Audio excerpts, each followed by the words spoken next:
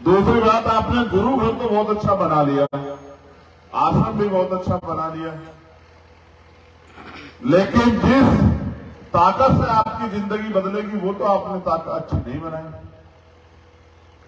मैं आपने गुरु घर बनाया, आश्रम बनाया, इसके लिए बधाई देता हूं, मगर मैं समाज के लोगों से कहूंगा, एक बड़ा सा स्कूल भी आप यहां अपने साधनों से बना दो कि किसी गरीब के बच्चे को पैसे की कमी के कारण अपने सपने ना खत्म करने पड़े, उसके सपने ना कुचले जाएं। अगर स्कूल यहां खूब है तो आप अपने साधन संसाधन का प्रयोग करके एक बड़ा सा अस्पताल यहां बना दो, जिससे मेरे जैसा कोई प्राइमरी स्कूल के हेडमास्टर का बेटा अपने पिता को इसलिए ना खो दे कि उसकी जेब में उनके इलाज के लिए पैसे ना हो। कोई बेटा अपनी मां को, पिता को, अपनी बहन को, कोई व्यक्ति, कोई पिता अपने बेटे को, अपनी पत्नी को, अपनी बहन मां को इसलिए ना खो दे कि उसकी जेब में पैसे ना हो। ये मेरा दर्द है, क्योंकि मैंने ये सहा। अगर मैं आपसे नहीं कहूंगा तो किससे कहूंगा बताओ?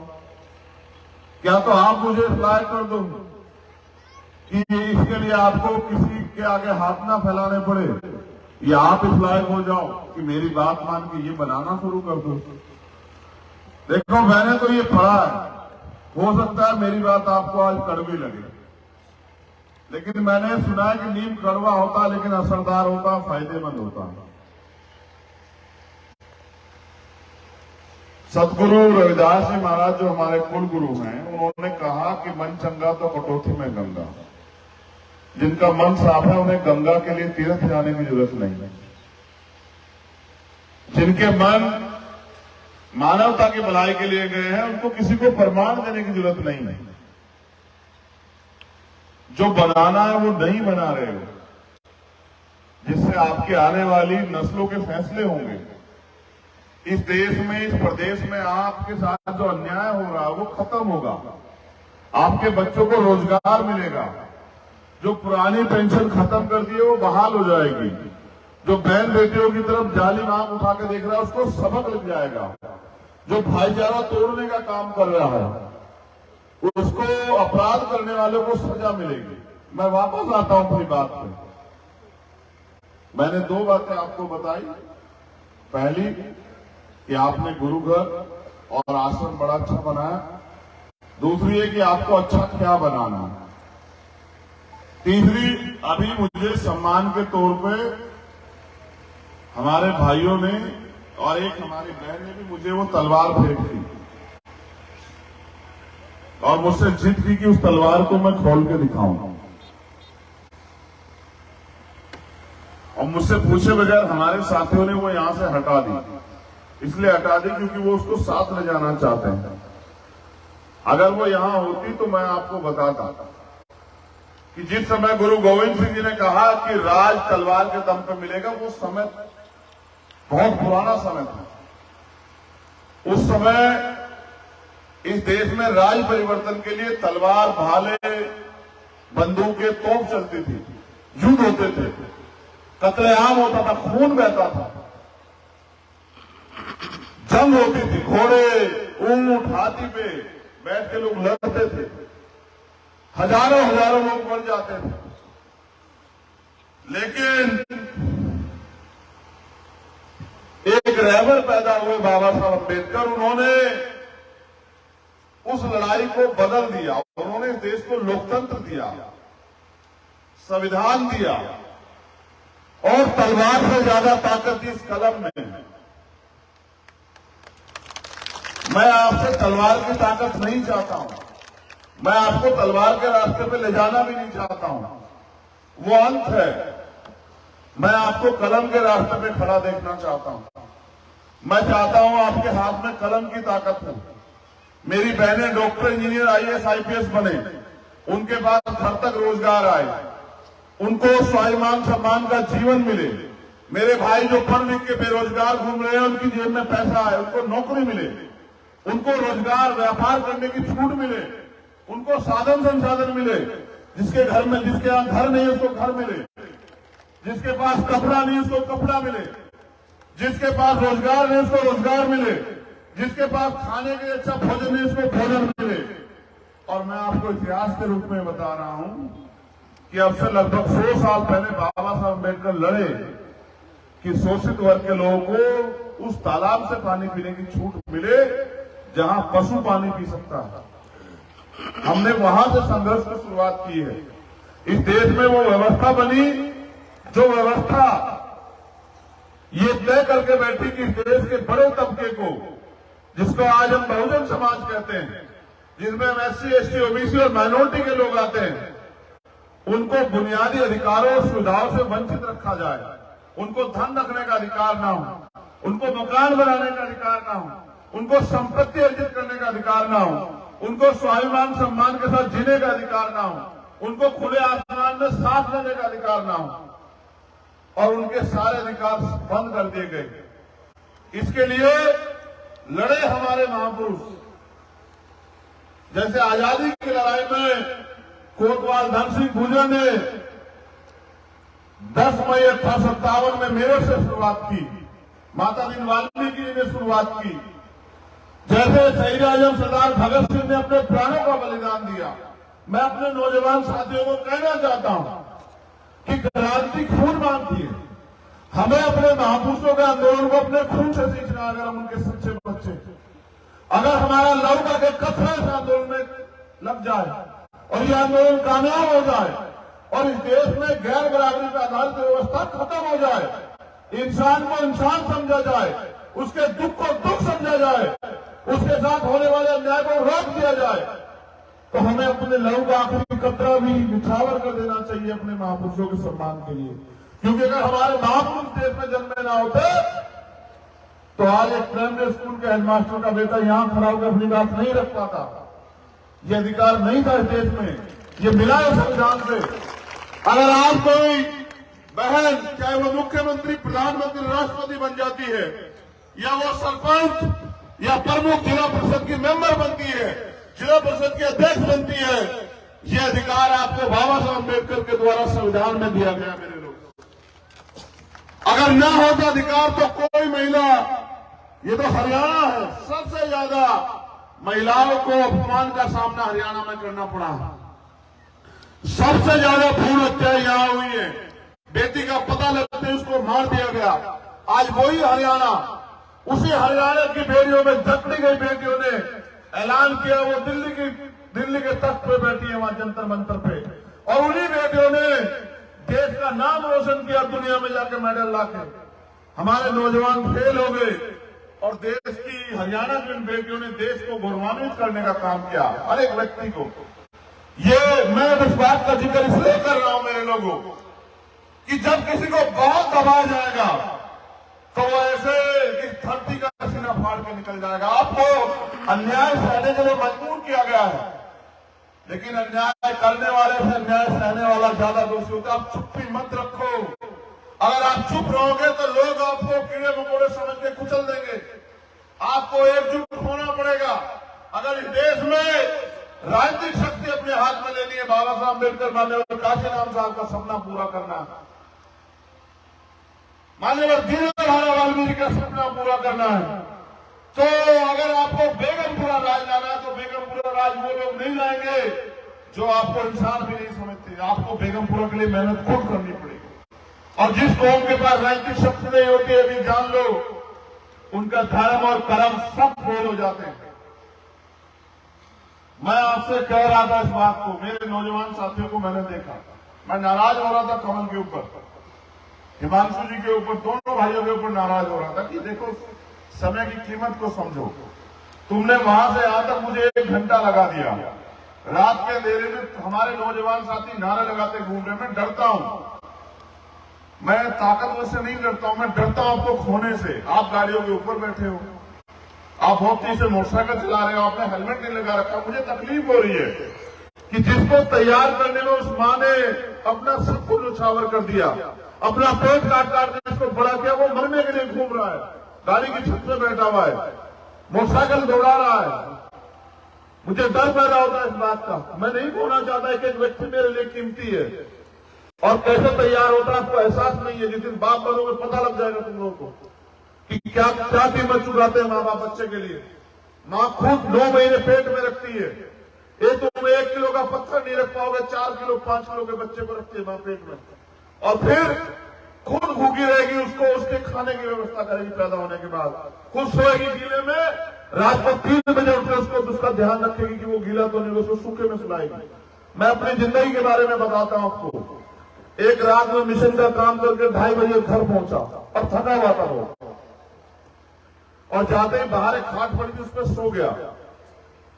थोड़ी देर बाद मुझे महसूस हुआ कि मेरे आसपास कोई है या मेरे आसपास किसने कुछ डाला है, और जब मेरी आंख खुली तो मैंने देखा कि मेरे ऊपर कपड़ा था, ओस पड़ रही थी, मुझे खबर नहीं थी, लेकिन मेरी माँ रात को 3 बजे जाग रही थी, उसको पता है कि उसका बेटा वहां सो रहा है ओस में, वो मेरे ऊपर कपड़ा गिरने आई अपनी नींद हो, कैसी होती है माँ। आपको एहसास नहीं है मेरे भाइयों। मैं आपको समझाना चाहता हूं कि आप कितनी बड़ी गलती कर रहे हो। बताओ, नारा लगाने से, मोटरसाइकिल रैली निकालने से, बताओ कैसे बदल जाएगी हमारी जिंदगी। मैं जो तुमसे मांग रहा हूं वो तो मुझे देना नहीं चाहता। हर लोग अपने आप को कामयाब करने के पीछे लग रहे हैं, हर लोग चाहते हैं उनके पास ताकत आ जाए, और तुम लोग सबसे ज्यादा चाहते हो, लेकिन मिलेगी कैसे मेरे भाई? क्या रात में ये रोड शो निकालने से मिल जाएगी, या गली गली मुझसे माथा टेकवा के खुद टेक के मिल जाएगी? बताओ। या अपनी जान को मोटरसाइकिल पे दांव पे लगा के मिल जाएगी? बताओ।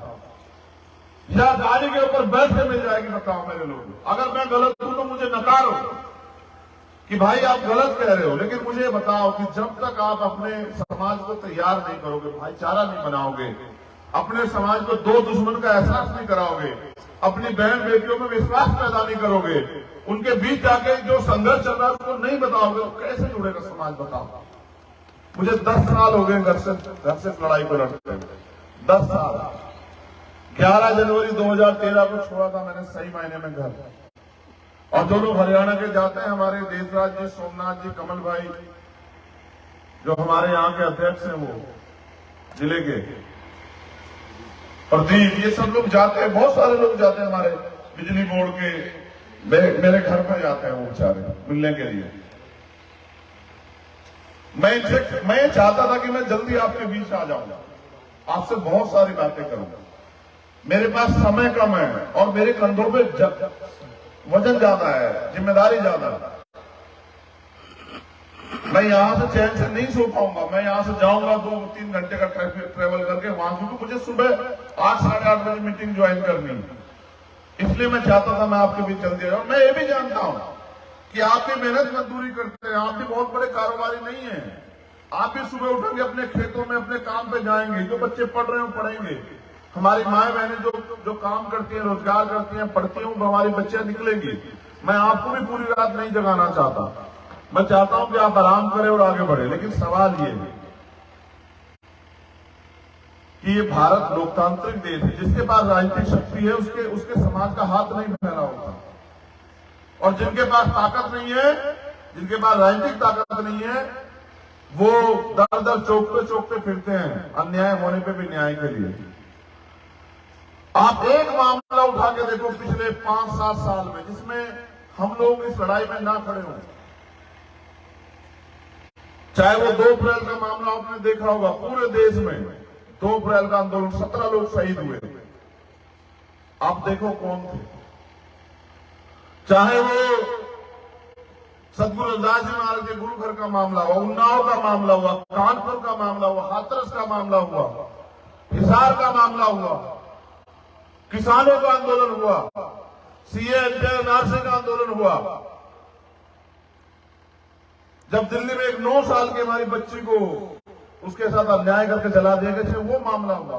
कभी ऐसा मौका नहीं दिया हमने कि आपके आंसू बहे हों और हम घर में चैन से पड़ के सोए, कभी नहीं दिया। और चुभने इतने लगाओ अमीरों को, ताकतवर लोगों को लगता है गरीब का बेटा आगे कैसे बढ़ रहा है, इतना चुभने लगाऊं। वो अपना काम नहीं करते, बस मुझे गाली देते रहते हैं, मेरे परिवार को, मेरी बहन को, मेरी मां को, मेरी पत्नी को, मेरे बच्चों को,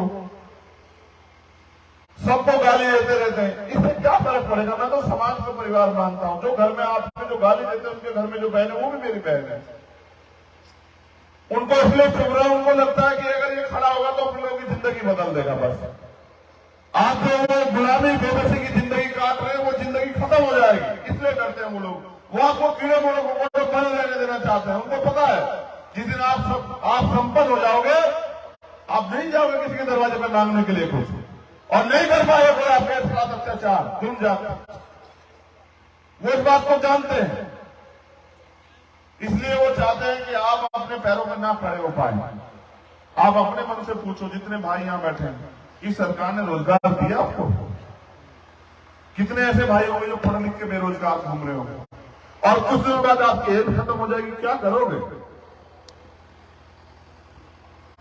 जो चीज आप अपनी शक्ति बना के अपने समाज को, हर व्यक्ति को दे सकते हो, उसके लिए क्यों किसी के आगे हाथ फैला रहे हो?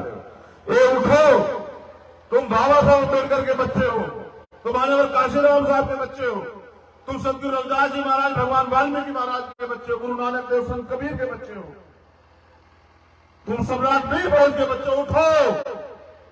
तुम एपीजे अब्दुल कलाम के बच्चे, उठो और जाओ, मैदान में निकलो और लोगों को तैयार करो, अपनी ताकत बनाओ। जब दूसरे कर सकते, आप क्यों नहीं कर सकते? बताओ, आप में क्या कमी है?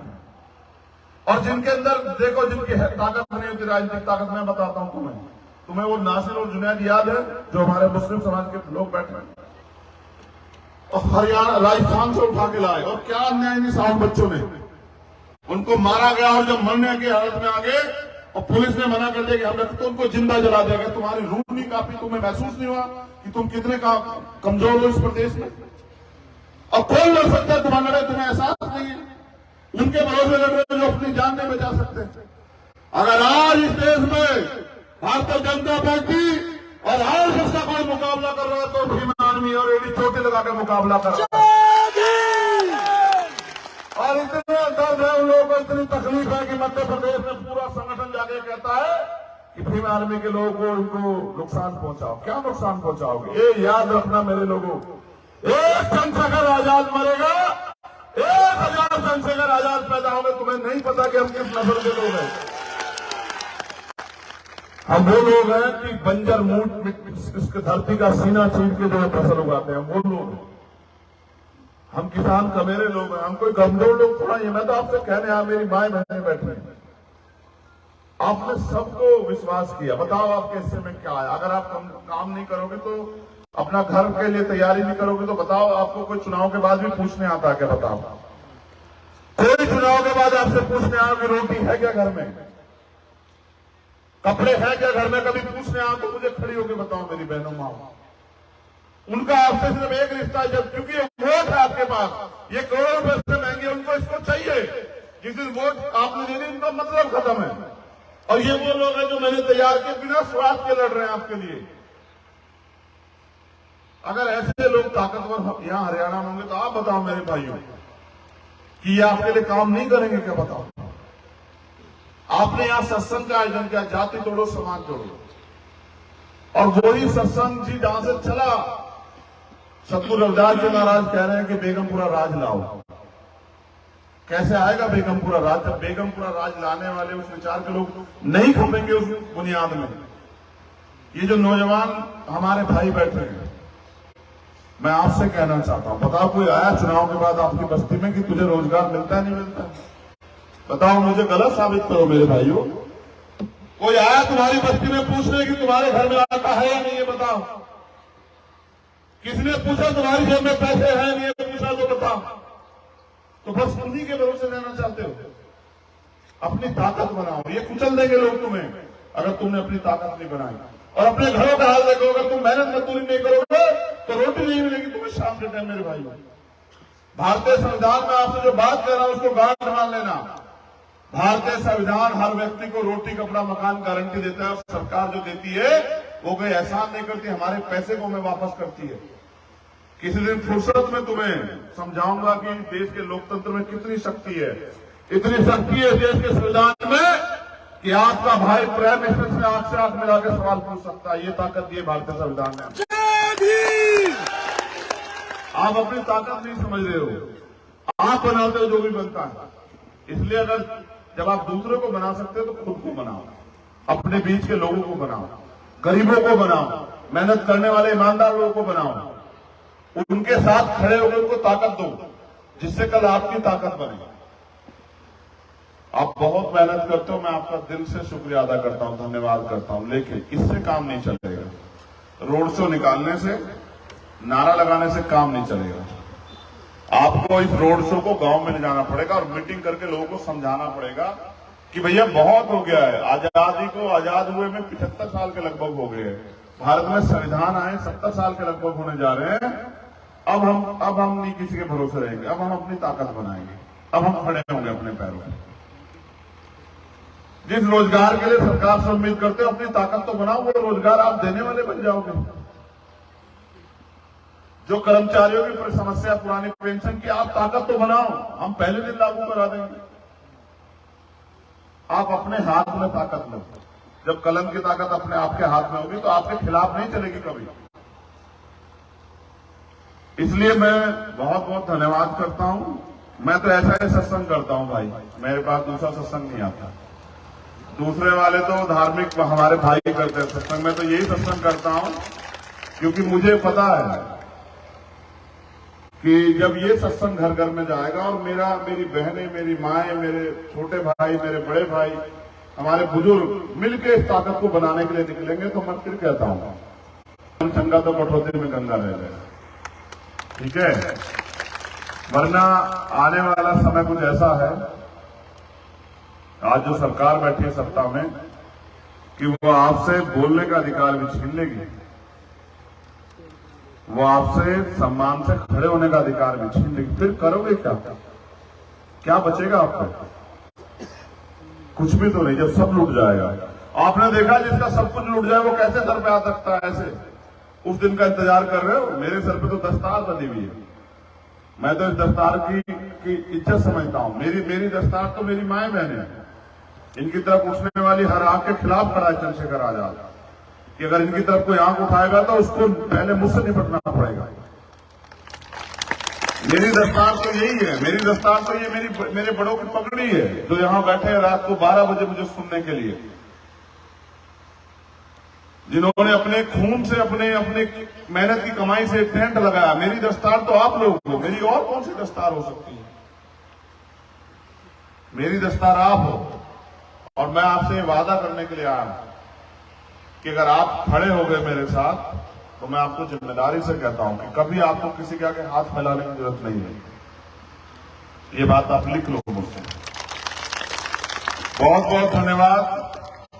जय भीम, जय भारत, जय मंडल, जय जोहार, जय संविधान, जय मिहिर, और आप सबके लिए मंगल कामनाएं। मेरी सुन लेते हैं अक्सर हमारे गुरु महाराज जो है ना, मेरी बहुत सुनते हैं, पता नहीं, मैंने सुना है कि ईमानदार लोग, अच्छे लोग ही सुन लेते हैं। मैं जिसके लिए प्रार्थना करता हूं उनको बेचारों को जो है उनकी परेशानियां कम हो जाती हैं। मैंने ऐसा देखा कई बार। तो मैं आप सबके लिए प्रार्थना करता हूं कि कुदरत आपको, हमारे गुरु संत आपको अच्छी जिंदगी दे।